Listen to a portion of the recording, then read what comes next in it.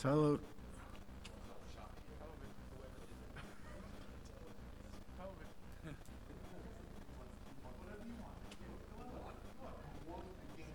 Oh. Psst.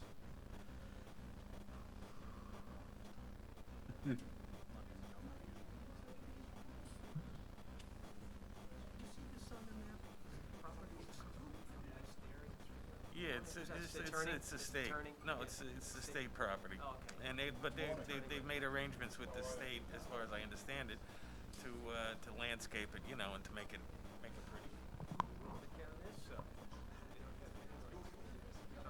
Yeah, they do. I saw some landscaping on the plans.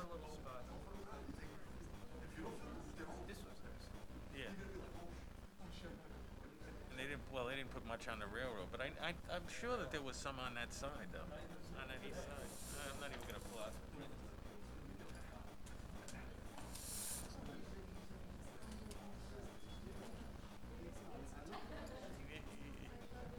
I mean, if you didn't have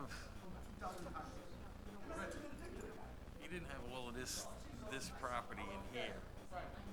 I mean, this is all the town property. Here's the garbage trucks here. They're right next to these people. And I mean, these guys are going to be over in here. Okay. That's what you saw. That's all right.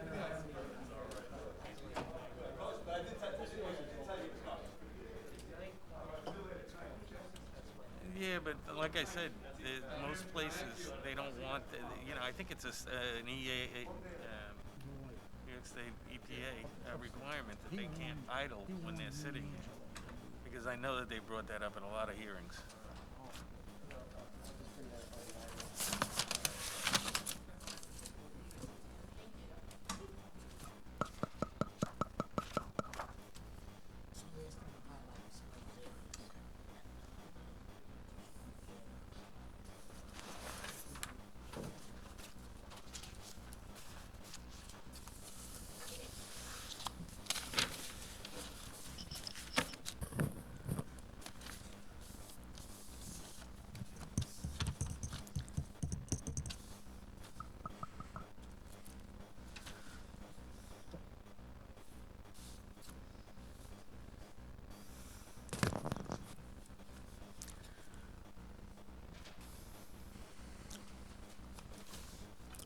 Ready? Okay. Good evening and welcome to the Planning Advisory Board meeting for January 20th, 2021. Please stand for the Pledge of Allegiance led by Member DeLeonardo. Pledge allegiance To the flag of the United States of America and to the republic which stands one nation under God, indivisible, with liberty and justice for all. Thank you. Secretary Byrne, would you call the roll, please? Certainly. Chairman Stanko. Present. Member DeLeonardo. present. Member Tribina. Present. Member Warner. Present. Member Castellane. Present. Member Byrne is present. Chairman, you have a quorum. Okay, thank you. The board is holding two meetings regarding the Amazon project. We had a hearing on Wednesday, January 6, 2021 at 7 p.m., and we are continuing with the meeting tonight, Wednesday, January 20th, 2021. And the board will be discussing one application. First meeting was the presentation of the board, and the second meeting, members will consider a decision on the application. Both meetings will be live streamed, and we will maintain social distancing.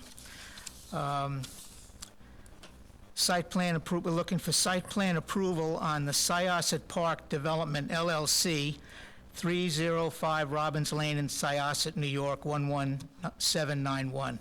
The applicant is seeking a site plan recommendation from the Planning Advisory Board in accordance with the town's site design standards. The applicant is proposing the construction of a 204,169 square foot, one-story warehouse distribution center with associated site improvements.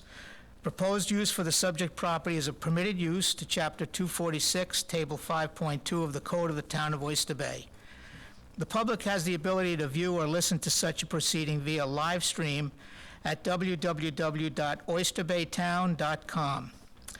the site plans, lead agency coordination letter, expanded environmental assessment, the Department of Environmental Resources draft TEQA Town Environmental Quality Review Report, and the applicant's exhibits presented at the January 6, 2021 Planning Advisory Board meeting are available for public viewing on the town's website at https://oysterbaytown.com/Amazon/. So tonight we will hear comments from Mr. Focelli on the application and any questions that the board might have. I know I've asked him to highlight some of the categories that came up with questions and through emails. So I want to also thank him for whoever put it on the, on the website, the color-coded maps and the distance marking sheets. So that was very informative to see those on the website. Mr. Focelli, Good evening. how are you? Mr. Stanko, Chairman, members of the Planning Advisory Board.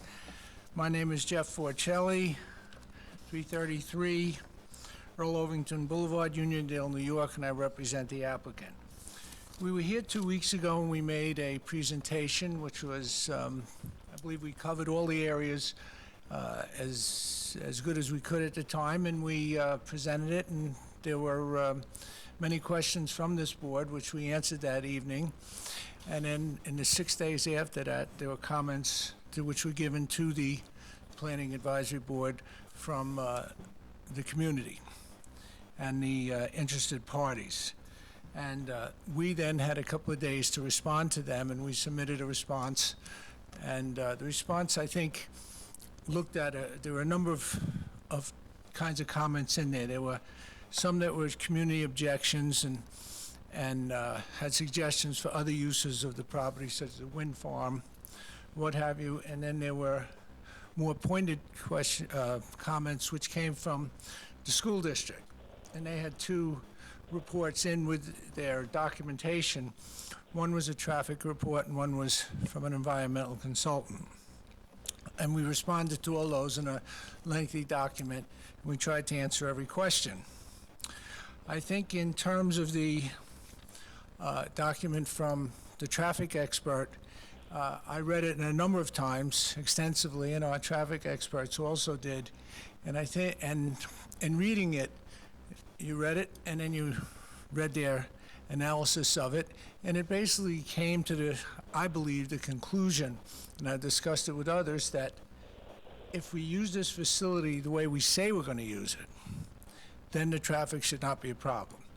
In other words, if we're going to run the traffic off-peak hours in the morning and in the PM, so it doesn't conflict with the peak hour traffic, and our truck traffic is non-peak hour traffic. If we use it that way, there will not be a traffic problem.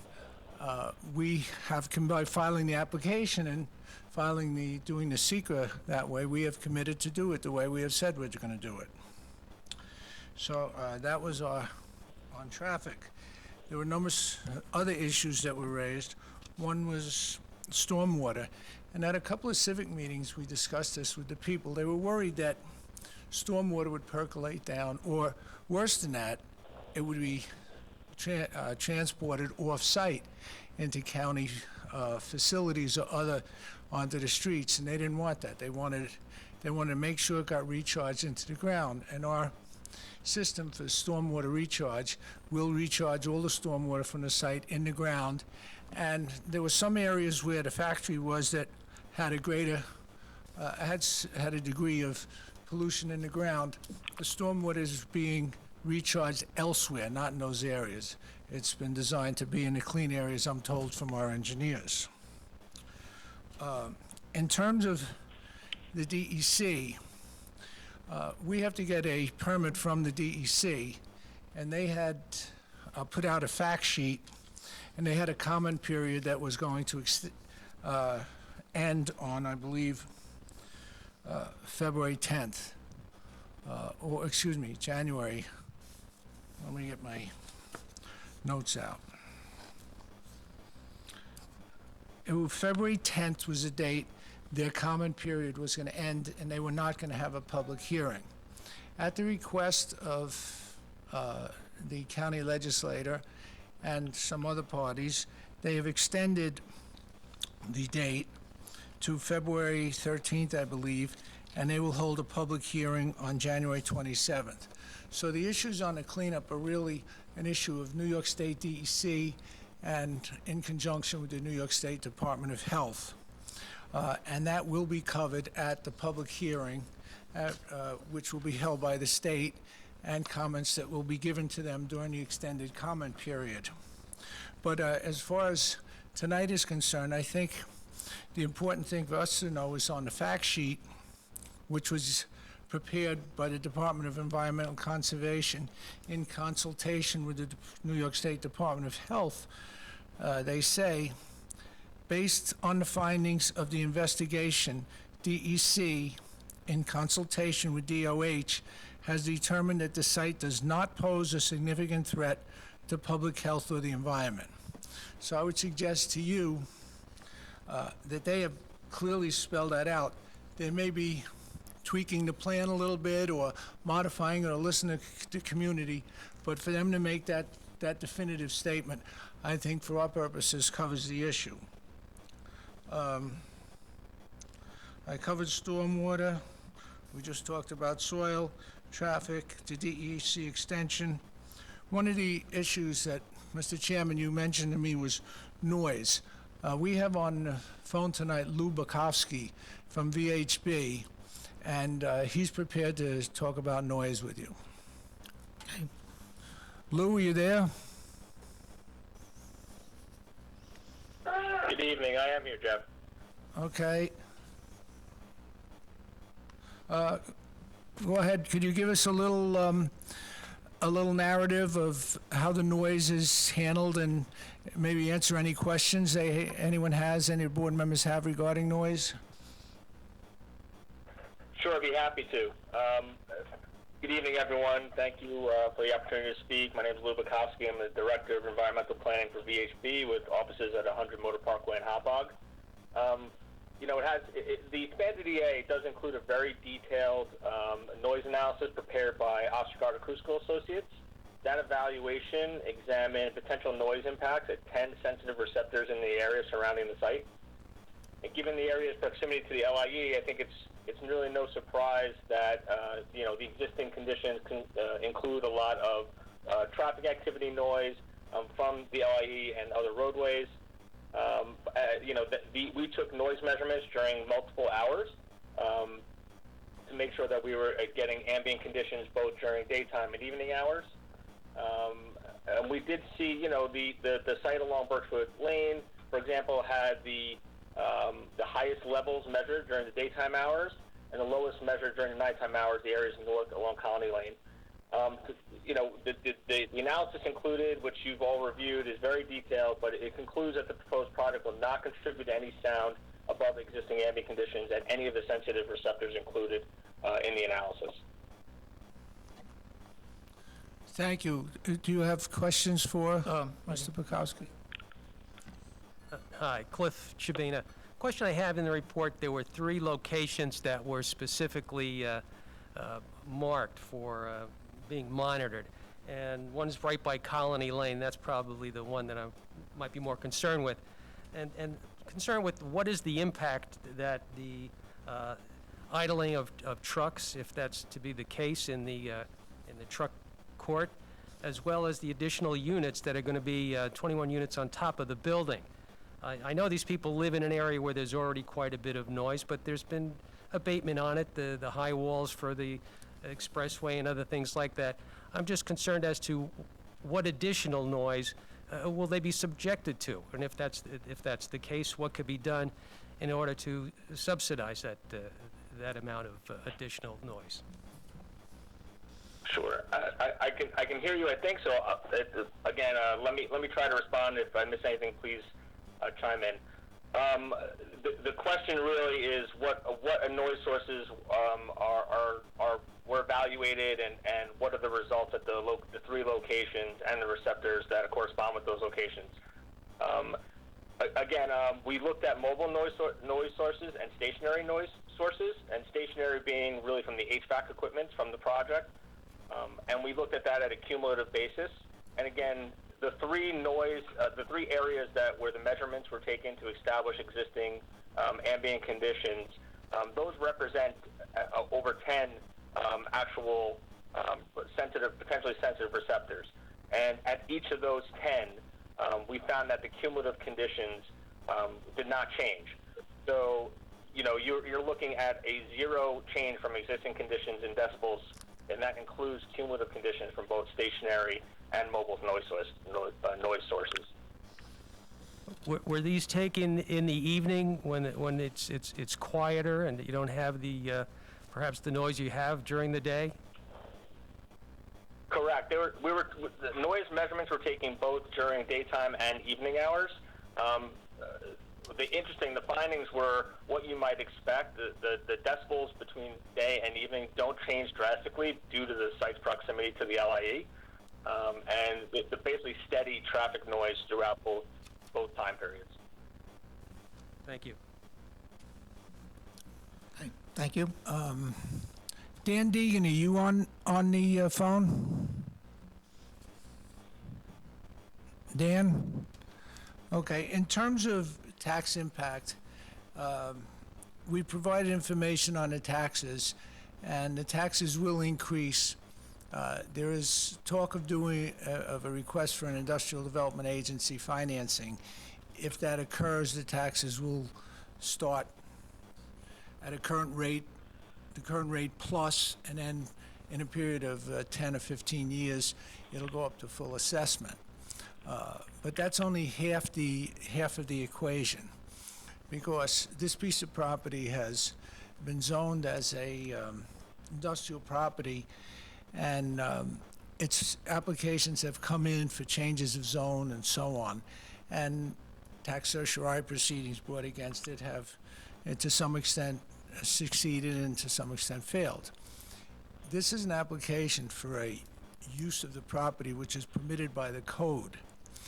If approval is not given for a use that is permitted by the code, in terms of tax certiorari, there's a likelihood, and I've seen it happen years ago on a big project I was on, where the people go in and complain about the tax and say, you don't even let me use it under what's permitted under the code. And that can have a very negative effect. It not only doesn't permit taxes to increase, it has a possibility of letting taxes decrease. And that's something that, and I just remind you, this is an as-of-right use. It's permitted under the code, unlike all the previous applications. And, early on when I got involved with this application, I said to the client, this has been going on for 35 years with various applications and cleanups and so on. It's a piece of property whose time has come. You finally have an application that complies with the code, and I would respectfully submit that that's important as part of your deliberations.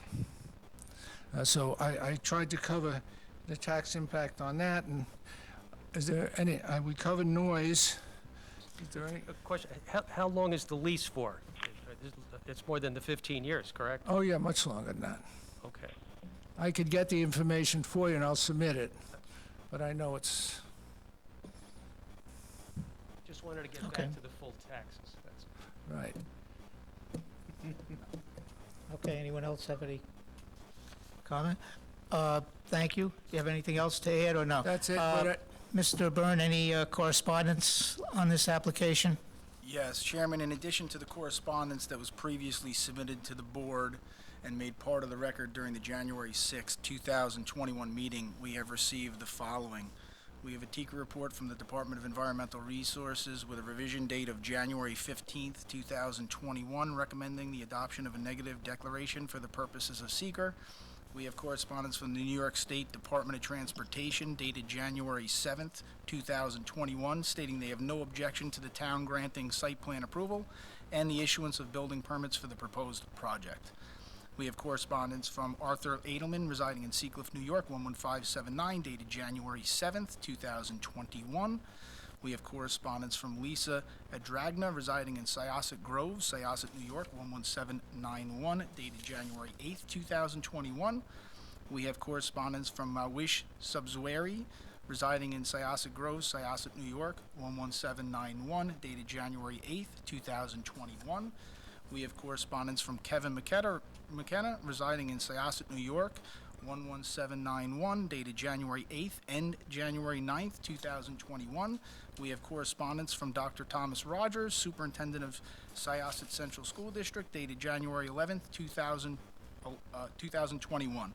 The board and the applicant have received copies of these correspondence from the public prior to tonight's meeting, and they have been made part of the permanent record. Chairman, I'd like to add also that on January 14th, 2021, the applicant submitted a written response to the public comments received regarding this application. The written response to the comments was provided to the board prior to tonight's meeting and has also been made part of the permanent record. Okay, thank you. And you have all the affidavits of posting? Yes. Okay. Any other comments? Okay, with that, I'll entertain a motion on this application. Mr.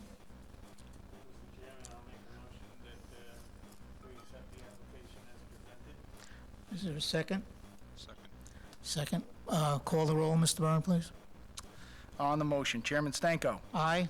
Member DiLeonardo. Aye. Member Chabina. Aye. Member Warner. Member Castellane. Aye.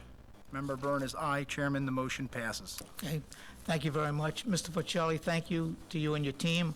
I also want to add a note of thanks to all the residents who took the time to send in the correspondence and the emails to Mr. Byrne.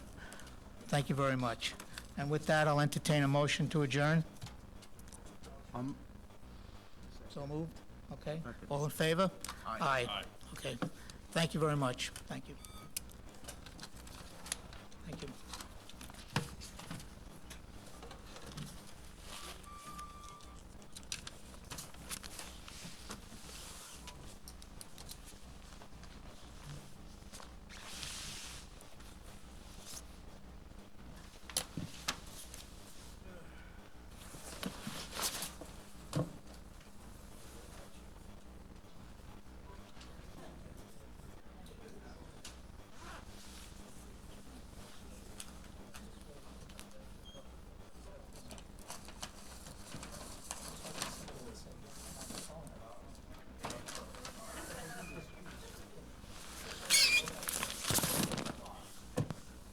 All right.